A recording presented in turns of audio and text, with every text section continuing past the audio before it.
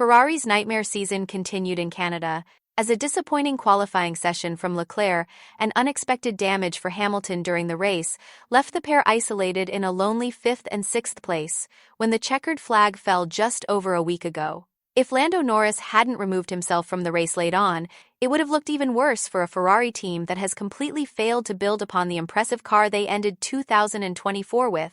While there have been noticeable improvements under the leadership of Fred Vasseur, expectations for the Scuderia this season were sky-high at the very least. They were supposed to be challenging for the championships, but having fallen well short of those lofty goals, the Italian media is starting to turn on Vasseur. With upgrades arriving for this weekend's Austrian Grand Prix, he'll be hoping his team can finally turn things around before it's too late. Today, I'll be diving into those crucial new Ferrari upgrades and exploring why they must change the tide for the team because time is running out. So, don't go anywhere. Music. The Canadian Grand Prix couldn't have gone much worse for Ferrari. So far this season, they've struggled to keep pace with McLaren and Max Verstappen, but, then again, so has the rest of the field, including Mercedes. With the Silver Arrows in a similar boat, Ferrari's shortcomings were slightly less glaring until now. Mercedes have found their first race win of the season, and suddenly Ferrari's performances look even worse in comparison. Ferrari drivers Charles Leclerc and Lewis Hamilton finished 5th and 6th respectively in Montreal, as the team slipped back to 3rd in the Constructors' Championship, falling behind a resurgent Mercedes, who pulled off an impressive 1-3 result. Once again, there were sporadic flashes of strong speed from Ferrari's SF25, particularly from Leclerc. But the Monegasque driver missed all of Friday's second practice after crashing during the first session, and then made a costly mistake on his final qualifying lap right after setting the quickest first sector time of all. Hamilton's Sunday, meanwhile, was compromised after his car struck a groundhog on lap 13, causing damage that hampered performance. At times, Charles was quick enough to match the McLarens, but those execution errors across Friday and Saturday ultimately cost him. And that's the story we keep hearing from Ferrari, whether it's a setup issue like Hamilton's car feeling worse as the weekend progresses, a strategic blunder, or a driver mistake like Leclerc's in Canada. The team just cannot piece together a perfect weekend. And without that, even a podium finish, let alone a win, remains out of reach. Mercedes' triumph in Montreal means Ferrari are now the only one of F1's so-called Big Four teams without a Grand Prix victory as we approach the halfway mark of the 24-race season. With just 3 podium finishes for Leclerc being their best Sunday result so far, the pressure is building. Team boss Frédéric Vasseur, who came into the weekend under intense scrutiny after reports from major Italian media outlets suggested his position might be under threat, admitted the team made far too many mistakes to finish higher. Vasseur emphasized that with such a small performance margin in 2025, executing a flawless weekend is more crucial than any car setup or upgrade. He put it plainly, "It doesn't matter the care if the team is doing a very good job on the tires, they will be in front." It was true this weekend, it was true in Monaco, it was true in Imola, and it will be like this until the end of the season, but it's the same for everybody. We have to do a better job. While finding success for Ferrari this year is more about execution than pure performance upgrades,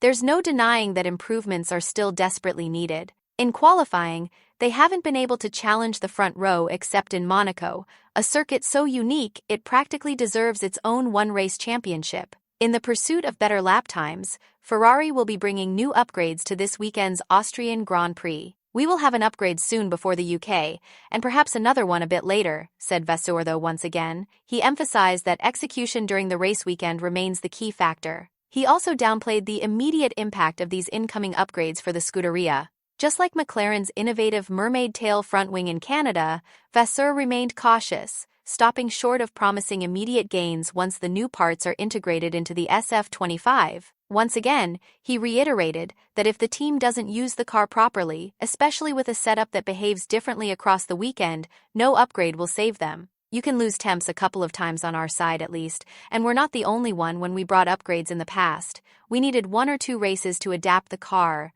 to adapt the setup to the new version. Honestly, I think that, and I want to put the focus on the team. There is much more to come from the execution than the pure potential of the car. But we will bring something." The upgrade in question is a complete reworking of the floor of the SF25 with a much-delayed new rear suspension due the race after Silverstone. However, rumors suggest Ferrari might accelerate their plans, potentially introducing both upgrades simultaneously this weekend, where traction plays a crucial role in overall performance. Historical precedent suggests such mid-season changes can have a significant impact, as demonstrated by last year's championship, which saw major competitive shifts.